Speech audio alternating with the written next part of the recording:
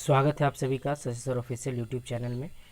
आज हम लोग देखेंगे गद्य खंड अध्याय 1 श्रम विभाजन और जाति प्रथा। लेखक है डॉक्टर भीमराव अंबेडकर से जुड़ा हुआ महत्वपूर्ण ऑब्जेक्टिव। और आज जो ऑब्जेक्टिव का सेट हम लेकर आए हैं, इस ऑब्जेक्टिव के सेट में पिछली परीक्षाओं में पूछे गए प्रश्न प्लस इसके अलावा जो मॉडल सेट में पिछली वर्षों में जो मॉडल सेट सरकारी होता है बिहार बोर्ड का, उसमें पूछे गए प्रश्नों का भी इसमें अच्छा खासा कलेक्शन है। इसलिए वीडियो को अंत तक ज़रूर देखें। निश्चित तौर पर आपको इससे बहुत लाभ होने वाला है। चलिए देखते हैं सबसे पहला क्वेश्चन क्या है। सबसे पहला क्वेश्चन है अंबेडकर यानी भीमराव अंबेडकर का जन्म कब हुआ। ऑप्शन है आपके पास 16 अप्रैल 1891 ईस्वी, 14 अप्रैल 1891 ईस्वी, 15 अप्रैल 1891 ईस्वी या फिर 17 अप्रैल 1891 ईस्वी। तो जीवनी जब इनका हम लोग पढ़ रहे थे तो उसमें देखे थे इनका जन्म 14 अप्रैल 1891 ईस्वी को हुआ था। जिन्होंने इनकी जीवनी को नहीं देखा, जीवनी को नहीं पढ़ा है, प्लीज़ जाकर जरूर पढ़ लें। नेक्स्ट क्या है, नेक्स्ट क्वेश्चन है अंबेडकर जी का जन्म कहाँ हुआ। ठीक है, सतारा महाराष्ट्र, नासिक महाराष्ट्र, महू मध्य प्रदेश या फिर मुंबई महाराष्ट्र। तो याद कीजिए हमने बताया था महू मध्य प्रदेश में इनका जन्म हुआ था। तो ऑप्शन सी आपका क्या है, सही है।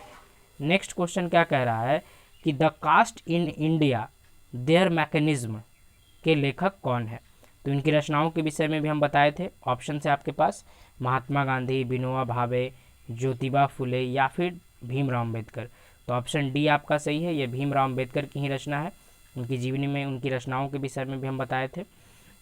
नेक्स्ट क्या है, अंबेडकर के चिंतन और रचनात्मकता के प्रेरक थे, यानी किनसे वो प्रेरणा लेते थे। ऑप्शंस हैं बुद्ध, कबीर, ज्योतिबा फुले या फिर सभी। तो याद कीजिए हमने बताया था उनके प्रेरक व्यक्तित्व 3 थे, बुद्ध, कबीर और ज्योतिबा फुले। तो तीनों ऑप्शन सही है, इस हिसाब से आपका ऑप्शन डी सही होगा, सभी का। नेक्स्ट क्या है, श्रम विभाजन और जाति प्रथा साहित्य की कौन सी विद्या है। ठीक है, साहित्य की कौन सी विद्या है। भाषण है, लेख है, निबंध है या फिर कहानी है। तो है भाषण का अंश ज़रूर, लेकिन ये क्या है, एक निबंध है। और इसका अनुवाद किसने किया है, ललई सिंह यादव ने। ये जो हम लोग चैप्टर पढ़े थे इसका अनुवाद किया है ललई सिंह यादव ने। नेक्स्ट है श्रम विभाजन और जाति प्रथा अंबेडकर के किस भाषण का हिंदी अनुवाद है। बताए थे आपको उनका एक अंग्रेजी भाषण है, उसी का ये हिंदी अनुवाद है। ऑप्शन है आपके पास Buddha and his Dhamma, Buddhism and communism, annihilation of caste या फिर कोई नहीं। तो याद कीजिए हमने आपको बताया था एलिहिनेशन ऑफ कास्ट का ये क्या है, हिंदी रूपांतरण है और अनुवाद किसने किया है, ललई सिंह यादव ने। जाति प्रथा का सबसे बड़ा दोष क्या है। जाति प्रथा का सबसे बड़ा दोष क्या है। ऑप्शन है लिंग निर्धारण, जाति निर्धारण, भाषा निर्धारण या फिर सभी। तो ऑप्शंस आपका क्या होगा, भाषा का तो निर्धारण वो करती नहीं, लिंग का निर्धारण भी नहीं करती, तो आपका ऑप्शन कौन सही होगा। जाति का निर्धारण तो जाति प्रथा करेंगी ही, लिंग का निर्धारण तो ऑटोमेटिक होता है। तो ऑप्शन यहाँ पर एक गलत है। यहाँ जो डी है सभी के स्थान पर यहाँ पर आपको होना चाहिए था श्रम का विभाजन।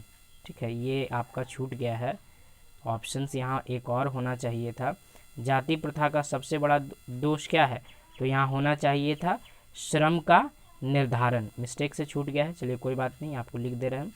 ये ऑप्शन डी क्या होना चाहिए था, भाषा का नहीं बल्कि ऑप्शन डी में जो सभी लिखा हुआ है यहाँ होगा श्रम का निर्धारण। नेक्स्ट क्या है, जाति प्रथा क्या निर्धारण करती है। जाति प्रथा किसका निर्धारण करती है, लिंग का, दिनचर्या का, पेशा का या फिर सभी का। तो लिंग तो प्राकृतिक चीज़ है, दिनचर्या भी निर्धारित नहीं हो सकती। तो क्या निर्धारित करती है, पेशे का दोषपूर्ण निर्धारण करती है हमारे देश की जाति प्रथा। नेक्स्ट है किसने जाति प्रथा के नाम पर श्रम का विभाजन किया। देश ने किया, सरकार ने किया, सभ्य समाज ने किया या फिर धर्म ने किया। तो चैप्टर याद कीजिए, सी ऑप्शन आपका सही है, सभ्य समाज ने जो है जाति प्रथा के नाम पर श्रम का भी विभाजन कर दिया। नेक्स्ट ऑप्शन क्या है, नेक्स्ट प्रश्न क्या है, आधुनिक सभ्य समाज किसके लिए श्रम विभाजन को आवश्यक मानता है। यानी आधुनिक सभ्य समाज जो है किसके लिए मानता है ज़रूरी कि हाँ भाई श्रम विभाजन होना चाहिए। स्वार्थ के लिए, कार्यकुशलता के लिए, जाति के उत्थान के लिए, या फिर कोई नहीं। तो याद कीजिए हमने बताया था सभ्य समाज कार्यकुशलता के नाम पर जो है जाति प्रथा को और श्रम विभाजन को आवश्यक मानता है, क्योंकि उसका मानना है कि अगर श्रम विभाजन नहीं होगा तो कार्यकुशलता खत्म हो जाएगी, लोग अपने काम में निपुण नहीं हो पाएंगे। जाति प्रथा भारत में बेरोजगारी का प्रमुख और प्रत्यक्ष कारण बनी हुई है। क्यों बनी हुई है भाई? ए है, यह इच्छित पेशा चुनने की अनुमति नहीं देती है, पैतृक पेशा चुनने को बाध्य करती है, कार्यकुशलता से कोई मतलब नहीं है। देखिए ऑप्शंस को ध्यान दीजिए। पहला ऑप्शन है यह इच्छित पेशा चुनने की अनुमति नहीं देता है, सही बात है। जाति प्रथा जो है भारत में बेरोजगारी का एक कारण है, क्योंकि इच्छित पेशा नहीं चुनने देता।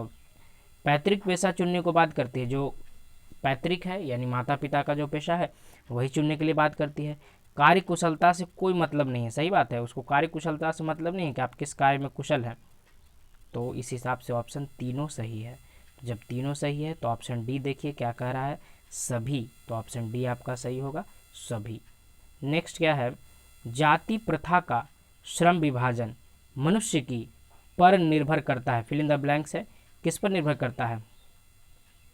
जाति प्रथा का श्रम विभाजन मनुष्य की किस चीज़ पर निर्भर करता है? स्वेच्छा पर, रुचि पर, कार्यकुशलता पर, या फिर सभी पर? श्रम विभाजन किस पर निर्भर करता है?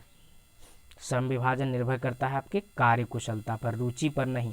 अगर रुचि पर होता, ठीक है, अगर रुचि पर होता तो निश्चित तौर पर कोई भी जिसकी जो रुचि होती वो अपना क्या कर लेता, कार्य चुन लेता। नेक्स्ट है, अंबेडकर के अनुसार आदर्श समाज किस पर आधारित होगा? समता पर आधारित होगा, स्वतंत्रता पर आधारित होगा, या भ्रातृत्व पर आधारित होगा? तो क्वेश्चन को समझिए, आदर्श समाज होगा तो वहाँ समता भी होगी, बराबरी भी होगी, स्वतंत्रता भी होगी, भाईचारा भी होगा। तो इस हिसाब से ऑप्शन क्या सही होना चाहिए? ऑप्शन डी सही होगा, सभी पर। नेक्स्ट क्या क्वेश्चन है, जाति प्रथा मनुष्य को जीवन भर में बांध देती है। किसमें बांध देती है? भाईचारे में बांध देती है, समता में बांध देती है, एक पेशे में बांध देती है, या फिर कोई नहीं। तो याद कीजिए जीवन भर एक ही पेशा से बांधे रखती है, चाहे वो पेशा उपयुक्त हो अन्यथा ना हो। नेक्स्ट है, हिंदू धर्म की जाति प्रथा किसे चुनने की अनुमति नहीं देती है? संबंधों को, लिंग को, भेदभाव को, या फिर पेशा को? तो याद कीजिए संबंध तो आप चुन ही सकते हैं, लिंग आप चुन ही नहीं सकते, तो कोई चुन नहीं सकता, भेदभाव को भी नहीं। तो क्या चुनने की अनुमति नहीं देती है? चैप्टर के अनुसार पेशा चुनने की अनुमति नहीं देती है, पेशा ऑटोमेटिक निर्धारित होता है। तो नेक्स्ट है, अंबेडकर के अनुसार भाईचारे का वास्तविक रूप कैसा होता है? नमक पानी के मिश्रण की तरह, दूध पानी के मिश्रण की तरह, दोनों की तरह, या किसी की तरह नहीं? तो याद कीजिए मिश्रण कैसा होना चाहिए? दूध और पानी की तरह कि मिल जाए तो पता भी ना चले। नेक्स्ट 17वां क्वेश्चन है, अंबेडकर ने बेरोजगारी का प्रमुख और प्रत्यक्ष कारण किसे माना है? अंबेडकर ने बेरोजगारी का प्रमुख और प्रत्यक्ष कारण किसे माना है? जनसंख्या को, अशिक्षा को, जाति प्रथा को, या उद्योगों की कमी को? तो उन्होंने बताया था कि जाति प्रथा जो है आज के उद्योगों में बेरोजगारी का प्रमुख और प्रत्यक्ष कारण है। तो कौन होगा? ऑप्शन सी आपका सही होगा। नेक्स्ट क्वेश्चन है कि आधुनिक मनु किसे कहा जाता है? ये पिछले साल सरकार का जो सरकारी मॉडल सेट आया था उसमें भी ये क्वेश्चन था, ठीक है। किताब में आपका इस बात का जिक्र नहीं है, लेकिन पिछले साल का जो मॉडल सेट था उसमें था। तो क्वेश्चन है आधुनिक मनु किसे कहा जाता है? तो आधुनिक मनु कहा जाता है किसको? गांधी जी को, नेहरू जी को, अंबेडकर को, या सभी को? तो ऑप्शन सी आपका सही है, अंबेडकर जी को आधुनिक मनु कहा जाता है। नेक्स्ट है 19वां क्वेश्चन, भारत का संविधान निर्माता किसे कहा जाता है? संविधान को निर्माण करने वाला किसे कहा जाता है? गांधी जी को, अंबेडकर को, नेहरू को, या राजेंद्र प्रसाद को? तो याद कीजिए हमने बताया था कि अंबेडकर जी की अध्यक्षता में जो ही कमेटी थी उसी ने बनाया था भारत के संविधान को। 2 साल 11